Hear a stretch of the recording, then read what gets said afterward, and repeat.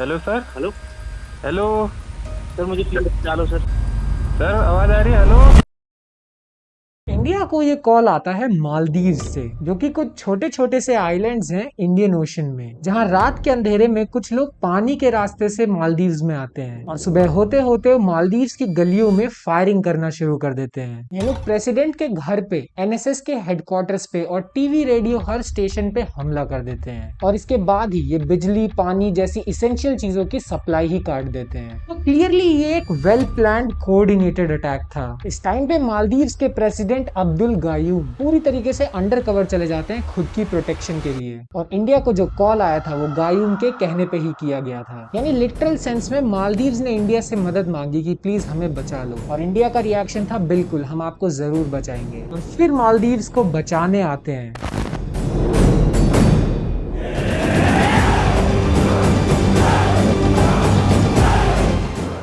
मालदीव्स ने यूएस और यूके से भी मदद मांगी थी, और यहाँ तक कि पाकिस्तान और श्रीलंका से भी मदद मांगी थी, और सिर्फ वो इंडिया ही था जिसने रिस्पॉन्ड भी किया और बहुत तगड़ा एक्शन भी लिया। बहुत से लोगों का ये कहना था कि इंडिया इस मिशन में फेल होने वाला है, पर सबकी सोच के बियॉन्ड इंडिया ने ये मिशन सक्सेसफुली करके दिखाया।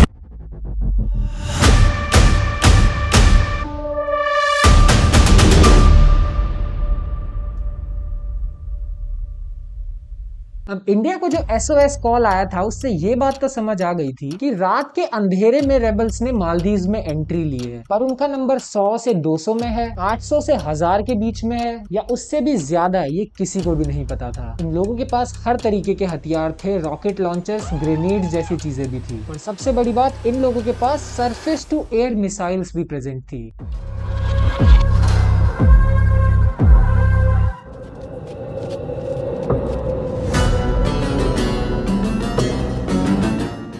तो इस प्लान्ड अटैक का मास्टरमाइंड कौन था, ये समझने के लिए हमें मालदीव्स की थोड़ी सी हिस्ट्री जाननी पड़ेगी। 26 जुलाई 1965 को मालदीव्स को उनका इंडिपेंडेंस मिलता है, जिसके बाद कुछ सालों तक तो वहाँ पे सुल्तान ही रहते हैं, और ये होते हैं उनके आखिरी सुल्तान, जिनका नाम था फारीद दीदी। और सुल्तान के हटने के बाद पहला प्रेसिडेंट आता है, और पहले प्रेसिडेंट का नाम था इब्राहिम नासिर। पर नासिर के टाइम पे मालदीव्स को इकोनॉमिक क्राइसिस देखना पड़ा, जिसके पीछे रीजंस तो बहुत सारे थे, पर अगर एक लाइन में कहें तो नासिर की सरकार बहुत बड़ी फेलियर थी। देश की हालत पंक्चर करने के बाद नासिर सिंगापुर शिफ्ट हो गए। नासिर के बाद ही इलेक्ट होके आते हैं अब्दुल गायूम। गायूम की सरकार को काफी बढ़िया माना गया, काफी स्टेबल सरकार माना गया। पावर की भूख नासिर के मन से अभी भी गई नहीं थी, इसीलिए नासिर ने अपने ही एक मिनिस्टर के साथ मिलके मालदीव्स और गायूम की सरकार के खिलाफ एक कूप प्लान किया। कूप एक इलीगल तरीका होता है किसी भी लीडरशिप को वहां से हटाने के लिए। नासिर के मिनिस्टर ने नासिर के कुछ लॉयल लोगों के साथ और कुछ ब्रिटिश मर्सिनरीज को उठा के एक कूप प्लान किया, जिसमें हथियारों को पानी के रास्ते अलग अलग टुकड़ों में मालदीव्स तक भिजवा दिया गया। नासिर की इतनी सारी प्लानिंग प्लॉटिंग के बावजूद उनका ये कूप बहुत ही बुरी तरीके से फेल हो गया। ये कूप फेल होने का सबसे बड़ा रीजन ही यही था कि गायों को पता था कि उनके खिलाफ कोई प्लानिंग प्लॉटिंग चल रही है। इसीलिए इस कूप के फेलियर के बाद दोनों ही साइड्स को कुछ बातें बहुत क्लियर समझ में आ गई थी। गायूम को ये कि उनको आने वाले हमलों के लिए अलर्ट रहना पड़ेगा, और नासिर को एक सही समय, सही अपॉर्चुनिटी ढूंढनी है हमला करने के लिए। और कुछ ही समय बाद नासिर को वो सही अपॉर्चुनिटी मिल भी जाती है। गायूम एक ट्रिप प्लान करते हैं जो कि इंडिया के लिए होती है। वो इंडिया जाने वाले थे इंदिरा गांधी की डेथ एनिवर्सरी के लिए, और इसी पॉइंट पे एंट्री होती है मास्टरमाइंड अब्दुल्ला लुतूफी की। लुतूफी एक बहुत ही अजीबो गरीब किस्म का आदमी था। वो एक बिजनेसमैन थे, पर उनका जो डक फार्म था वो श्रीलंका में था। उनके हिसाब से गायूम एक डिक्टेटर है, और वो उनको बहुत ज्यादा नफरत करते हैं। लुतूफी को यहाँ तक भी लगता था कि अगर वो मालदीव्स में हमला करेंगे तो वहाँ के लोग ही उनको सपोर्ट करने आ जाएंगे। इसीलिए लुतूफी ने अपने एक दोस्त, जो कि श्रीलंका के एक सेपरेटिस्ट लीडर थे, उनके साथ मिलके माले पर हमला करने का प्लान किया। माले मालदीव्स की कैपिटल है। हमला करने से पहले लुतूफी ने अपना जो डक फार्म था उसको बंद कर दिया, और खुद ही जाके रेबल्स के साथ ट्रेन करना शुरू कर दिया। पूरी प्लानिंग के बाद लुतूफी अपने आदमियों को लेके नॉर्मल फिशिंग बोट्स में लड़ने के लिए निकल जाता है। इस हमले की प्लानिंग बड़ी ही सिंपल थी। जब गायूम इंडिया से बाहर जाएंगे तब ये लोग मालदीव्स पे अटैक करके उसको अपने कब्जे में ले लेंगे। किसी रीजन की वजह से गायूम अपनी इंडिया की ट्रिप को कैंसिल कर देते हैं। यानी अब इंडियन आर्मी के पास दो टास्क थे, उन्हें मालदीव्स जाके गायूम को बचाना भी था, और जो रेबल्स हमला कर रहे हैं उनको पकड़ना भी था।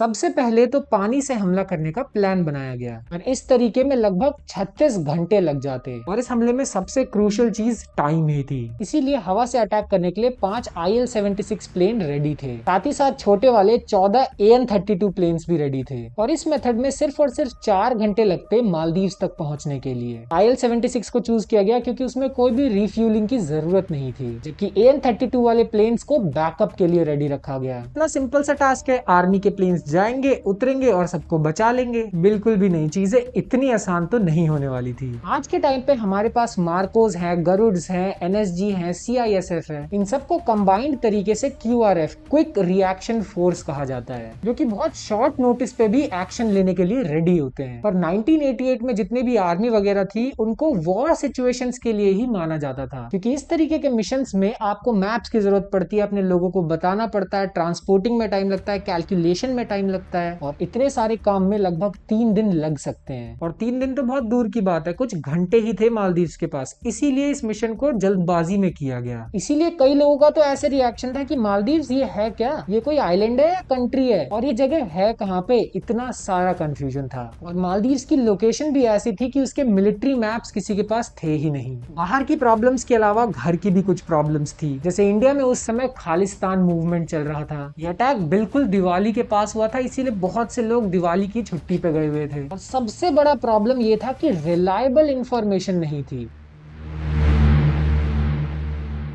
पर इतनी प्रॉब्लम्स के बाद भी आर्मी ने कहा कि जितनी इंफॉर्मेशन हमारे पास है उतनी इनफ है इस चीज को सक्सेसफुली करने के लिए। मालदीव्स की कैपिटल माले पर अटैक हुआ था, इसीलिए पास के एक आइलैंड हुलुले को लैंडिंग के लिए चूज किया गया और प्लान के हिसाब से पैराशूट से कुछ ट्रूप्स उतरेंगे और इनकी लैंडिंग सीधे रनवे पे ही होगी। पर इसमें बहुत बड़ा खतरा ये था कि अगर रनवे पे ऑलरेडी रेबल्स हुए तो वो पैराशूट से आने वाले ट्रूप्स को नुकसान पहुंचा सकते हैं। इसीलिए एक बैकअप प्लान भी रेडी किया गया, पर वो बहुत ही एब्सर्ड था क्योंकि सिटी में उतरना तो पॉसिबल नहीं था इतने क्राउडेड होने की वजह से, और साथ ही साथ वहां पे हवा भी बहुत तेज चल रही थी। इसीलिए एक फुटबॉल फील्ड को चूज किया गया जहां पे सारे के सारे ट्रूप्स आराम से लैंडिंग कर सकते हैं। पर इस प्लान में भी कुछ दिक्कतें थी। जिस रशियन D5 पैराशूट का इस्तेमाल करके लैंडिंग करने की प्लानिंग चल रही थी, उस पैराशूट्स के साथ भी प्रॉब्लम थी। एक तो ये कि लास्ट 2 सालों में उस पैराशूट से एक्सीडेंट हो चुके हैं और सारे के सारे ट्रूप्स क्वालिफाइड भी नहीं थे इस पैराशूट को लेके जंप करने के लिए, और ऐसे सिर्फ 65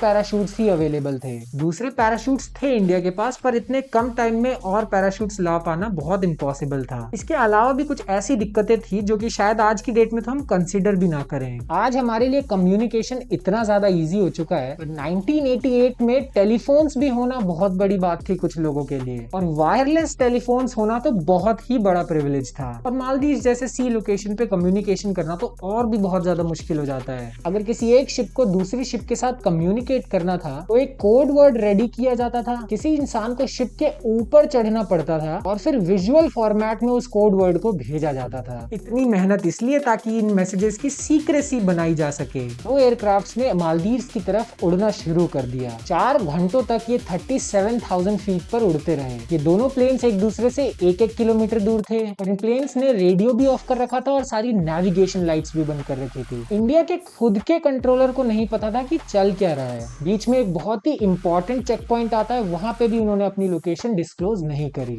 बोर्डिंग के बाद सारे ट्रूप्स को समझाया गया कि एक्शन कैसे लेना है, क्योंकि बोर्डिंग से पहले अगर ये काम किया गया होता तो बहुत टाइम वेस्ट होता। लिटरली जो स्कूल में एटलस मिलता है हम लोगों को, उसका इस्तेमाल करके मालदीव्स की लोकेशन समझाई गई। प्लेन में कुछ ऐसा हुआ जो कि ना पहले किसी ने किया था ना उसके बाद कोई कर सकता है, और वो ये था कि सारे हथियारों को प्लेन में ही ट्रूप्स के अंदर बांट देना। ये इतनी डेंजरस चीज थी कि पूरा प्लेन तबाह हो सकता है, पर टाइम की अर्जेंसी के लिए सारी चीजें कुर्बान की गई। सारे ट्रूप्स ने प्लेन में ही खाना खाया क्योंकि उनको भी नहीं पता था कि उनकी नेक्स्ट मील अब कब होने वाली है। 4 घंटे की फ्लाइट अब खत्म हो चुकी थी और अब टाइम था लैंड करने का।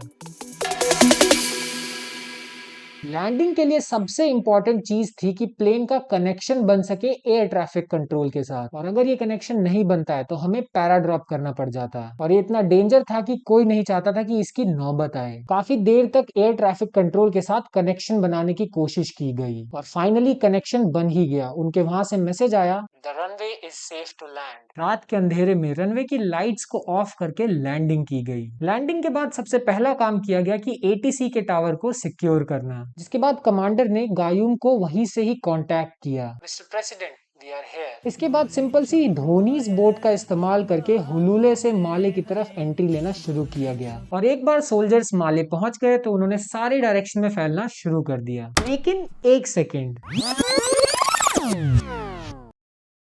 आर्मी ने सोचा कि क्यों ना हम एक ऐसा प्लान बनाए जिसमें हमें लड़ने की ही जरूरत ना पड़े और सारा प्लान भी सक्सेसफुली हो जाए। हुलुले से माले की तरफ एक डाइवर्जन अटैक प्लान किया गया, पर जो असली अटैक था वो छुपते छुपाते दूसरे डायरेक्शन से होने वाला था और इस असॉल्ट का प्राइम ऑब्जेक्टिव था गायूम को बचाना। इस मेन अटैक में एक बड़ी कमाल की चीज होती है, इंडियन आर्मी को रोड पे एक साइकिल से जाता हुआ आदमी दिखता है, जिससे जब पूछताछ होती है तो पता लगता है वो मालदीव्स के ही नेशनल सिक्योरिटी सर्विस का मेंबर है। यानी उनको एक फ्री में गाइड मिल चुका है, आराम से वो गायूम तक जा सकते थे। जिसके बाद आर्मी ने लिटरली एक वैन को हाईजैक किया और गाइड के हिसाब से आगे बढ़ने लगे। जब वो सीक्रेट बेस पे पहुंचे तो ऑलरेडी बहुत सारे गार्ड्स बाहर खड़े थे और अंदर से गायूम और उनके परिवार को सेफली बचा लिया गया।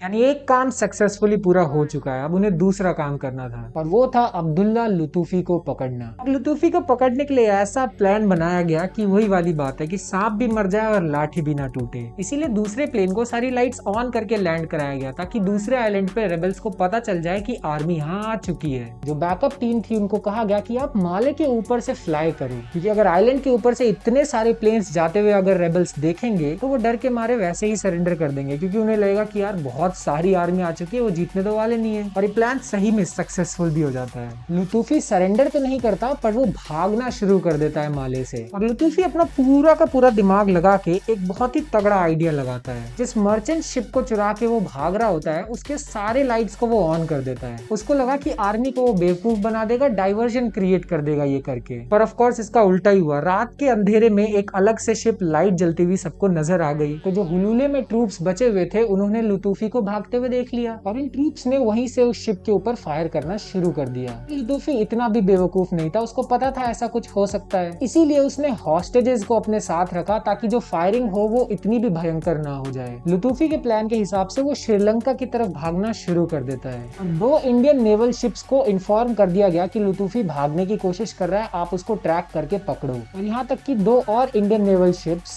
INS गोदावरी और INS तीर जो दूसरे रूटीन से आ रहे थे उनको भी कहा गया कि आप लुतूफी को पकड़ो। यानी लिटरल सेंस में लुतूफी की शिप को चारों तरफ से घेर लिया गया था। उसकी शिप पर जानबूझ के ऐसी फायरिंग की गई कि हॉस्टेजेस को कुछ ना हो। पर वो दिन शायद लुतूफी के लिए था ही नहीं, हद से ज्यादा अनलकी था वो उस दिन। उसकी आखिरी होप श्रीलंका ने बोल दिया कि ये शिप लेके अगर आप यहाँ आए तो हम ही उसको डुबा देंगे। इसके बाद लुतूफी को सरेंडर ही करना पड़ा और कोई ऑप्शन ही नहीं था। लुतूफी को मालदीवियन सरकार ने डेथ सेंटेंस दिया तो राजीव गांधी ने इंटरवीन करके उसको लाइफ इम्प्रिजनमेंट करवा दिया।